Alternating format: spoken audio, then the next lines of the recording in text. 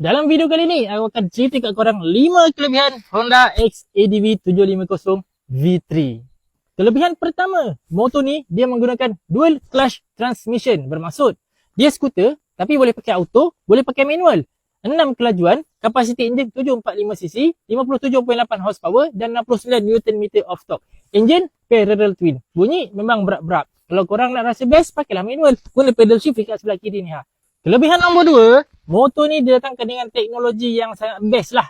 Okey, menggunakan meter TFT saiz 5 inci, boleh connect dengan Honda RockSync, nak tengok maps navigation, nak dengar lagu, nak jawab call, tak ada masalah punya. Menggunakan sistem smart key dan yang lagi best, dia ada 4 riding mode, standard, rain, gravel dan juga sport. Kelebihan nombor 3, dah nama pun skuter, mestilah ada storage bawah seat.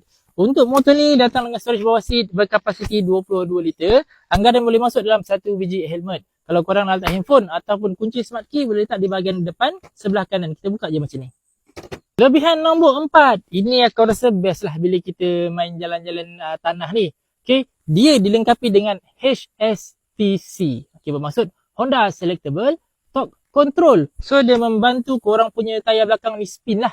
Bukan membantu untuk spin tau. So dia control spin tu. Dia tak akan spin terlalu kuat dan tak akan spin terlalu slow lah. Okay, bila dia spin tu, bila spin terlalu kuat, dia akan control supaya motor tu tak tergelincir lebih jauh lagi.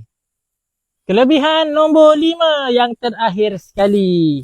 Bagi aku, untuk Honda XADV 750 V3 ni, sesuai untuk korang pakai harian, daily, pergi kerja balik kerja. Body dia tak terlalu besar, nak mencilok, pick up dia pun kuat. Korang nak buat pergi touring, top speed dia pun boleh tahan. Walaupun berat dia 237 kg, tetapi dia stable atas highway tau. Dan juga kalau korang nak main off-road, light off-road okey lah. Bahagian depan dia datang dengan USD fog. Bahagian belakang dia datang dengan Pro Link Monoshock. So untuk suspension untuk light off-road dah okey sangat dah.